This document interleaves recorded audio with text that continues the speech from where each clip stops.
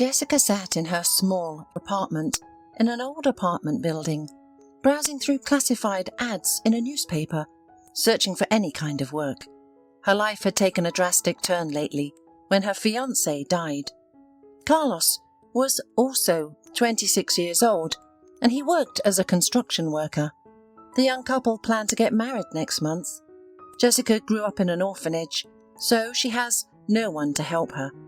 Carlos's parents were representatives of the working class and also couldn't help their son with the wedding. But nevertheless, the young couple were going to celebrate it properly. After the registry office, they planned to have a photo session and then go to a cafe where their guests would already be waiting for them. To cover all expenses, Carlos took on additional shifts at work. As for Jessica, in the last 6 months, she had not officially worked anywhere. Her fiancé insisted that she focus solely on housekeeping, and the girl agreed. "After all, I am a man," Carlos said firmly, "so I should also be the breadwinner in our family. And by the way, Diego Miera promised to promote me next month. I'll finish this project and then maybe I'll rise to the position of foreman. Then, Jessica, our lives will be entirely different." "What are you talking about, Carlos?" Jessica replied. "You know perfectly well that I don't need a lot. I'm already happy just because we're together." The couple had been living together for almost a year, and during that time, they had never quarrelled and agreed on everything. But Carlos wanted more from life, and Jessica, being a wise girl, supported her future husband and did not interfere with his endeavours. However, a month ago, Carlos died in an accident. The main crane broke down and fell on the residential trailer where Jessica's fiancé was located. Everything happened too quickly, and no one could have stopped the huge falling structure. When they called Jessica and told her that her fiancé had died, she fell into a terrible hysteria. She screamed, cried, howled and shouted. The pain that pierced her entire body, from the top of her head to the very tips of her toes, was so strong that she wanted to leave this world with Carlos. After her emotions subsided for a while, Jessica went straight to the construction site to figure out what had happened. However, to her surprise, the boss of her fiancé did not want to acknowledge his guilt. On the contrary, he treated the girl very rudely. "Why did you come here, dear?" he asked, brazenly staring her in the eye. "It's entirely your fault, and you are responsible for all the incidents," Jessica said, bewildered. "Carlos had already told me that you save on equipment. Half of your cranes are worn-out junk, but you still use them, risking the lives of other people. This is prosecutable."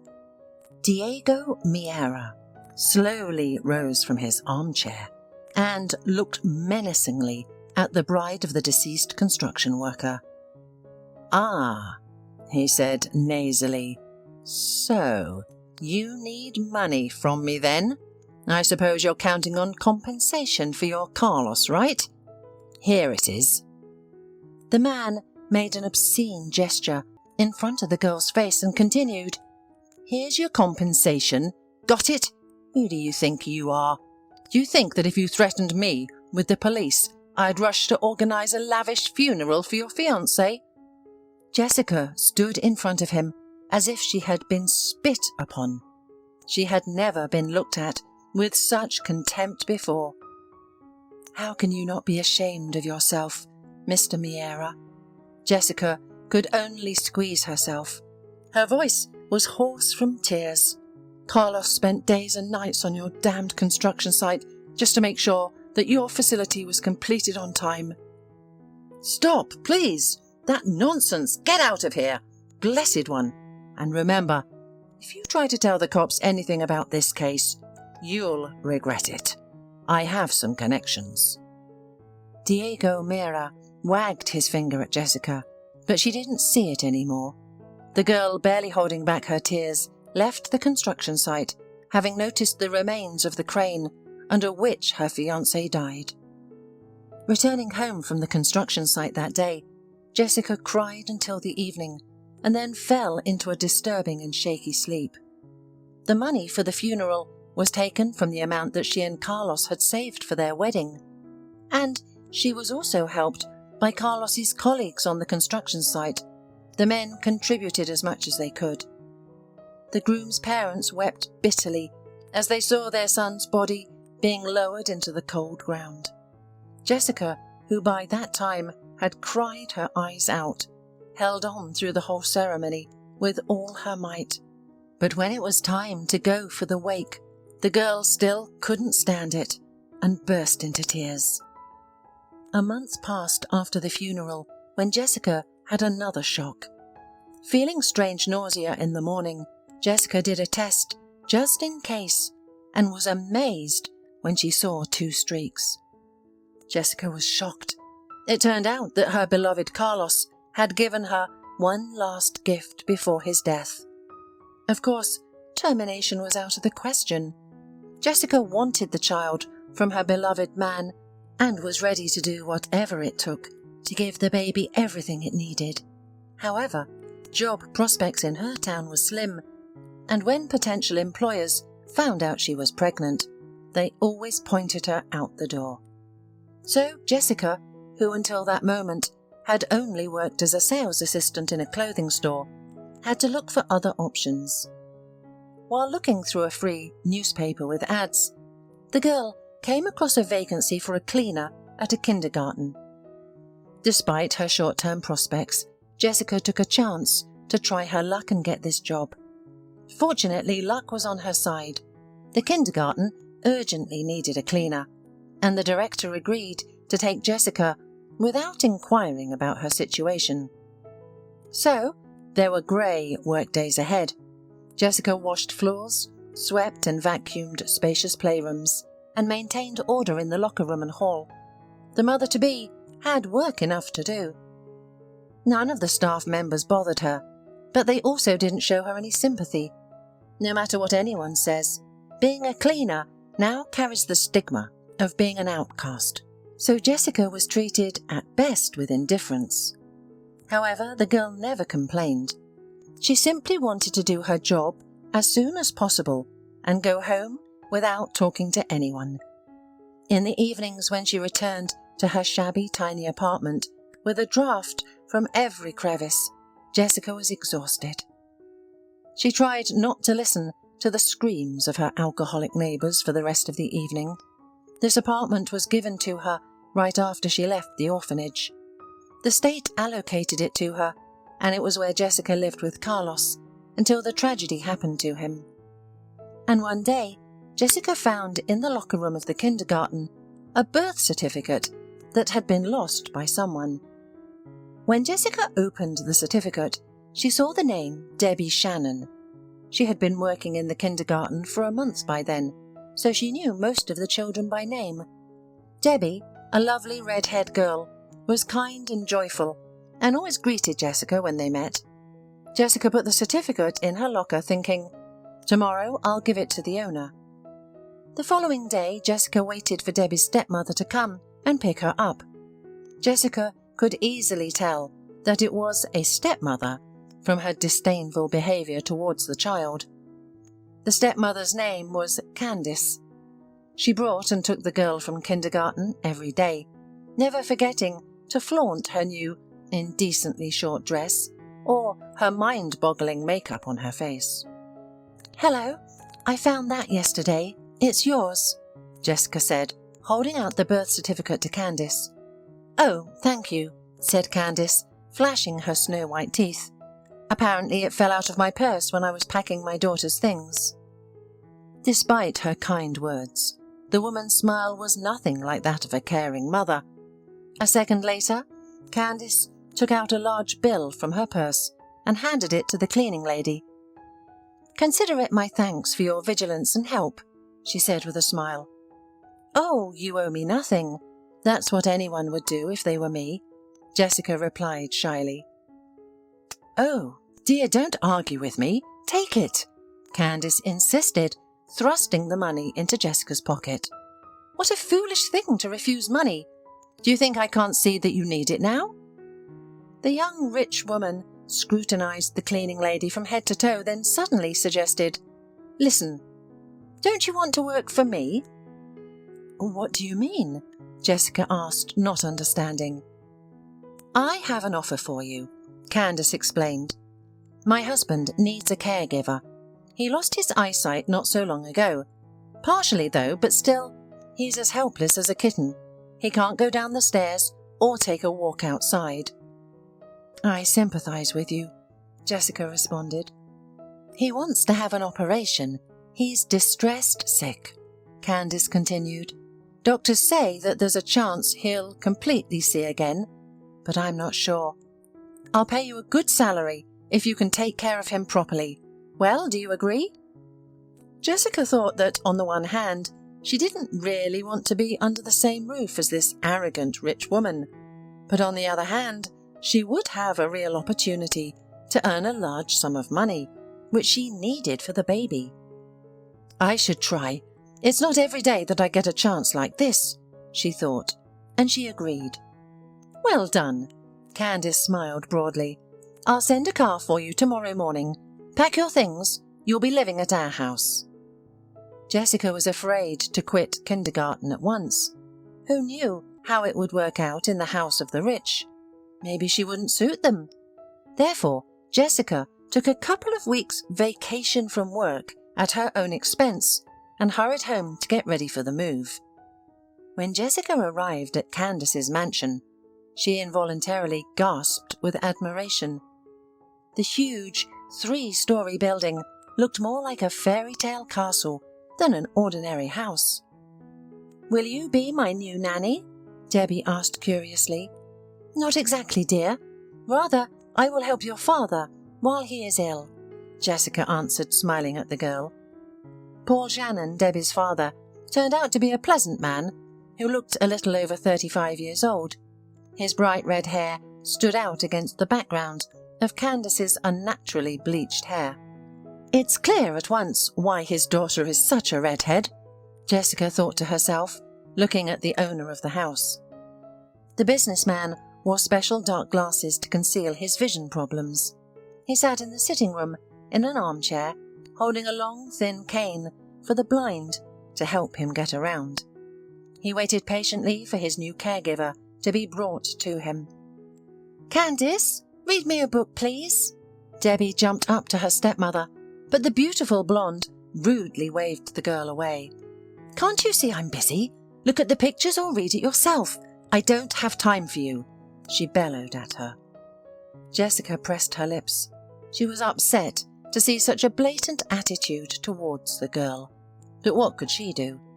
"Well, please, please," the girl asked, continuing to tug her stepmother's sleeve. "Why are you so annoying, huh?" Candace pulled her arm out.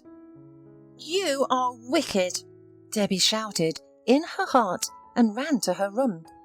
"She's no good at all. A terribly capricious child," said Candace, adjusting her jacket. "Come with me. I'll introduce you to my husband, Paul." Jessica, who had only seen him from afar until now, was a little embarrassed when Candace led her to the chair and introduced her to her husband. "I'm overjoyed that you agreed to help me," Paul said, extending his broad palm to Jessica. "I hope it won't take long. The doctor said that the operation can be carried out in a couple of months." Candace grimaced when she heard this, as if she had eaten something sour. "Let's not think so far ahead, dear," she said in a sweet and luscious voice. "Now, the main thing is to make you feel confident again, moving around the house. That's why I've hired a nurse for you." "Then I think you won't mind if Jessica helps me up to my room," Paul answered calmly, and then put his hand in Jessica's. She obeyed silently. "I want you to know this mansion like the back of your hand, Jessica," said the businessman as the girl began to climb the stairs with him. "It depends on how soon I can get used to my present position. Who knows if Candace is right and this operation will not help me." Jessica looked at her ward with sympathy and shook her head negatively. "Don't think about it so negatively, Paul. Everything will definitely be fine, and you will be able to see your daughter and wife again. It can't be otherwise."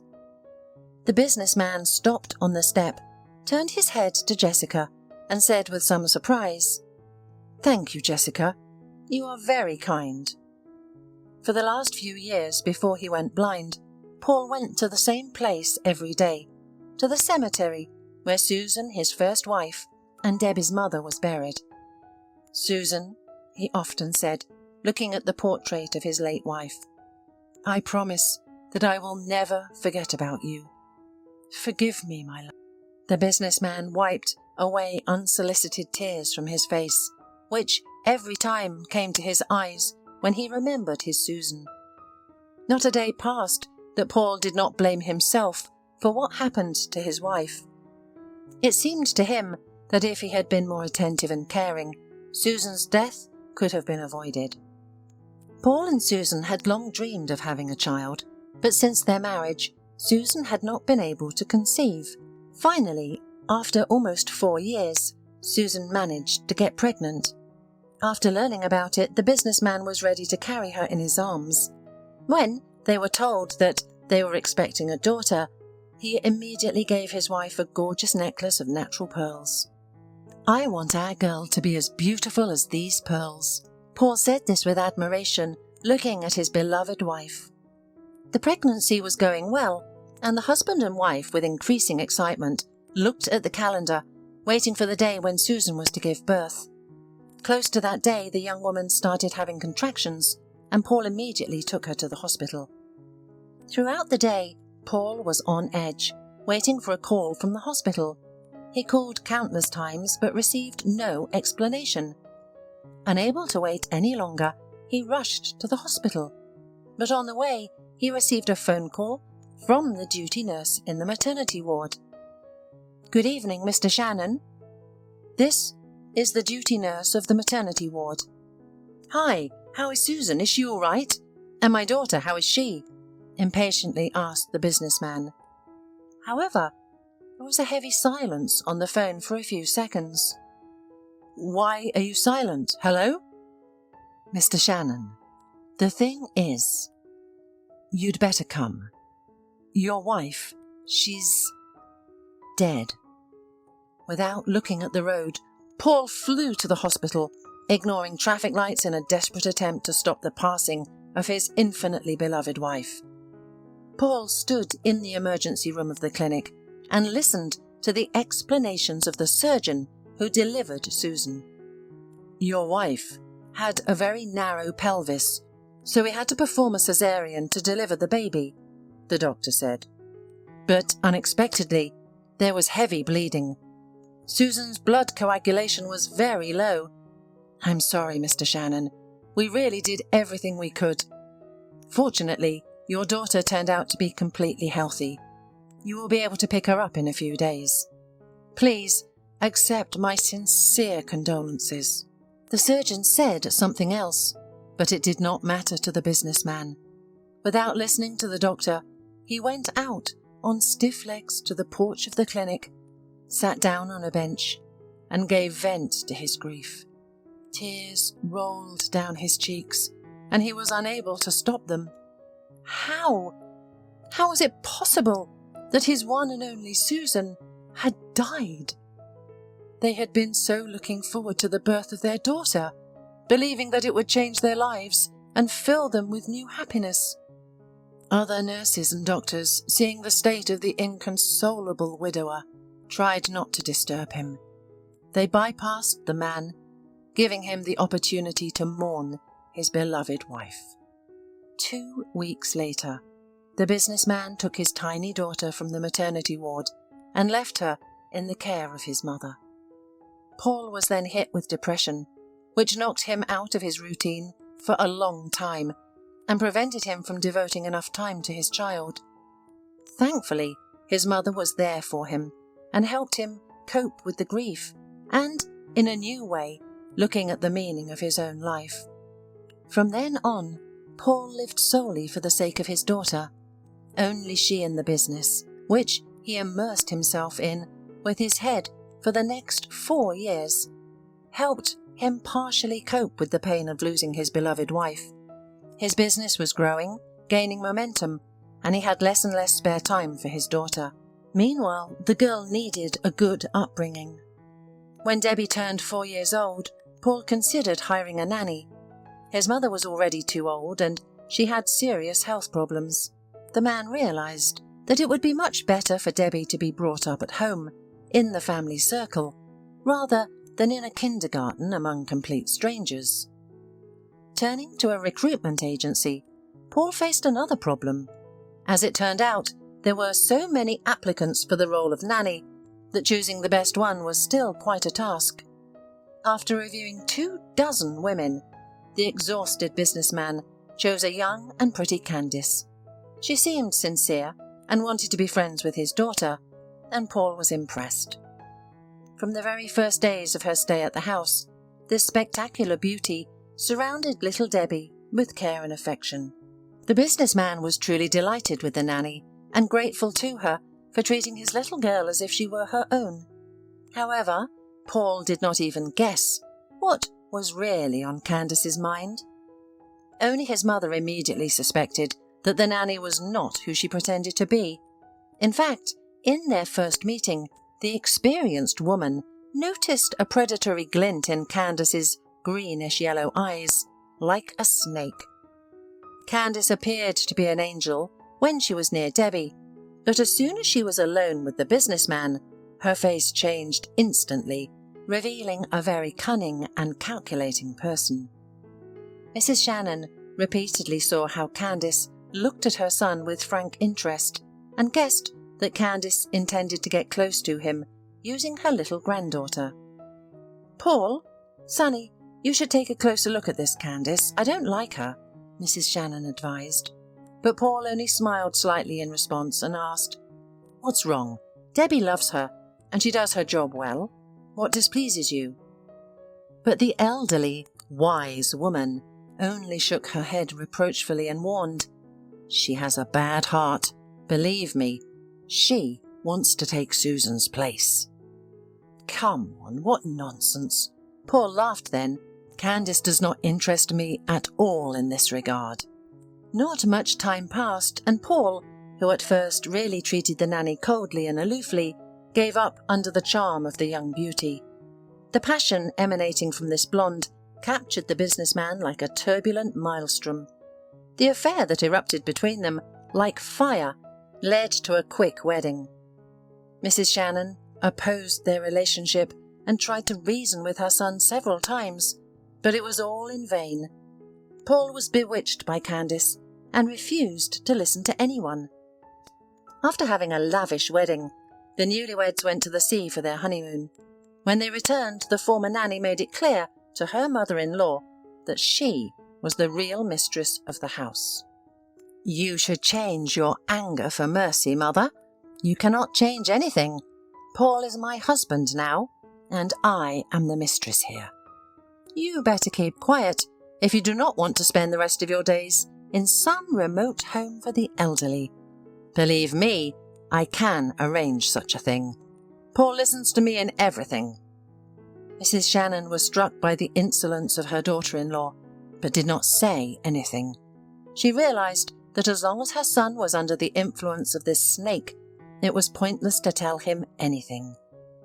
Meanwhile, Candice became more and more enamored with the wealthy lifestyle and spent her husband's money without remorse on shopping, beauty salons, and expensive restaurants. The stepmother no longer interested her, and she persuaded her husband to send the girl to kindergarten. "Why is she always sitting at home?" Candice pouted her lips and asked Paul. "She's almost 5. It's time to get her into a normal environment. Kindergarten has excellent teachers and nannies, and the girl will quickly make new friends. And I'll have more spare time for you, honey," Candice said, wanting to get rid of the annoying stepdaughter. Meanwhile, the little girl did not understand why her kind nanny, who had married her father, suddenly became cold and angry. And soon her father listened to the convincing arguments of his second wife and agreed to send his daughter to kindergarten. Who knows, but maybe the anxiety associated with her son's new wife was the cause of it. After that, Candice breathed a sigh of relief and began to put things in order in the mansion. She tried to get rid of everything that reminded Paul of his past life. And a little later, the businessman himself was involved in a terrible accident while returning from another business trip. He was not at fault. A drunk driver drove straight into oncoming traffic and crashed into Paul's car. In a fatal accident, it was Paul who suffered the most. Due to a severe head injury, the man almost completely lost his eyesight. Doctors assured him that it was a temporary phenomenon, but it would only become clear after Paul had undergone surgery. The businessman himself doubted. He then believed that he would see again, then fell into despair. Candice, however, did not miss the opportunity to add fuel to the fire of his desperation. The young wife, all the time, hinted that her husband would be wearing the sunglasses for the rest of his life, and therefore it would be good to leave the business to her, just in case. Paul quickly realized that he had made a mistake in marrying the former nanny. Only now had he discovered what he had not noticed before because of Candice's beauty. By her voice and intonations, as well as by Candice's behaviour, the man realized that she never loved him and married him solely for money. After a week of Jessica's work in a new house, little Debbie completely loved the kind and sympathetic woman who was always ready to play with her or read a fairy tale to her before bedtime. Gradually, Jessica began to come to the conclusion that Paul and Candice were not in the best of relationships. Jessica helped the businessman with almost everything that concerned movement around the house and outside it, and she also looked after Paul in everyday life. She helped him choose this or that tie, sorted his clothes by colour, and so on. Meanwhile, for some strange reason, the voice of this sweet and genuinely kind girl seemed very familiar to Paul. On the other hand, aren't there many similar voices in life? In the end, the businessman stopped paying much attention to it, writing it all off to his own impressionability caused by blindness. Jessica noticed that Candice tried to destroy any memory of her husband's first wife. She burned all the photos of Susan and threw away or sold all her things and jewellery.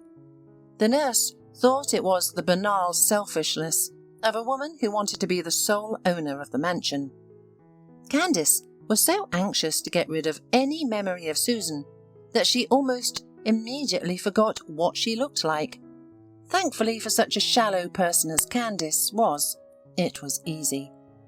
But most of all, Jessica was upset by the fact that Debbie's stepmother treated her badly. The little girl always left Candice's room in tears, and once Jessica even heard how Candice deliberately humiliated Debbie and scared her so that she would send the poor girl to a closed women's boarding school. No wonder this woman lost the girl's birth certificate, Jessica thought to herself. She wants to get rid of her. And then Jessica started to suspect that Candice had a lover. She often saw how she closed herself in the kitchen or bathroom and talked to someone on the phone, sounding at the same time as a March cat. However, Jessica realized that she had no right to interfere in other people's relationships. She was only a caregiver, and her business was to help her blind master. A little more time passed, and Paul was scheduled for an operation. Although Candice was against the fact that her husband, as she put it, was being exposed to unnecessary risk, the businessman still went to the operating table. Fortunately, everything went well, and for the next 2 weeks, the man walked with a special bandage, providing optimal healing of the tissues. When the bandage was removed and he arrived home, he involuntarily froze on the spot, seeing Jessica in front of him. "Susan," he could only whisper, almost fainting. "But how is that possible? You died 5 years ago." Jessica didn't understand anything and only had time to pick up the businessman, who had fallen to the floor in shock. "Paul, what's the matter with you?" she exclaimed in horror. "Hold on, I'll call an ambulance." "Jessica, it's all right," the businessman told her. "Just help me sit down and listen to me." After Paul was placed on the sofa, he looked at his nurse in amazement. It was hard for him to believe that all this time he was being looked after by an exact copy of his late wife. "No, it can't be," Jessica said upon learning about everything. "My mum died of complications from the flu when I was 3 years old. Then I was sent to an orphanage. I never had a sister, much less a twin." Paul was very puzzled, and Candice, in the meantime, was gnashing her teeth with rage. How could she not have noticed such a resemblance between this shy girl and Susan? Her memory had played a cruel trick on her. Paul, meanwhile, used all his connections and hired private investigators. They found out that many years ago, in the maternity hospital where Jessica and Susan's mother gave birth, there was a criminal scam. The midwife who delivered the mother of twin girls told her that one of her daughters had died immediately after birth. The midwife herself took the second girl and gave her to her friend, who had given birth on the same day and whose baby was born dead. The midwife's friend, of course, knew nothing about it. She brought up and raised the girl who later became Susan, Paul's first wife. Now, it turned out that Jessica, in addition to the businessman, looked after her own niece. She was surprised, but still thrilled to learn that Debbie was her niece. The only one who was not happy about the whole story was Candice. She planned to become the sole heiress of Paul's fortune, and here, in addition to his daughter, which Candice wanted to get rid of so much, she also popped up her own aunt. The former nanny was ready to do anything but stop her fool husband from dividing his huge fortune between his snotty daughter and a pregnant live-in caregiver. Candice realized that it was time for decisive action. It was necessary for Paul to take special medicines for complete recovery. So, Candice decided to substitute these capsules. In her opinion, this was the best way to get rid of her surly husband. The businessman had a severe allergy to nuts, so the wife poisoner decided to use this weakness against him. Jessica was right that Candice had a lover, and he had serious connections with the police. He was the one who advised Candice to add walnut oil to the capsules to get rid of Paul. Candice believed forensic experts would determine that the deceased ate nuts before his death, so it would be viewed as an accident, and her lover would make sure no one poked around in the case. Candice was discussing everything on the phone, as usual, locked in the bathroom. Unbeknownst to her, Jessica was standing on the other side of the door. She overheard almost the entire conversation and recorded it on her cell phone. Without wasting a minute, she rushed to Paul's office and informed him about the attempt on his life. "Oh my goodness. Well done, Candice.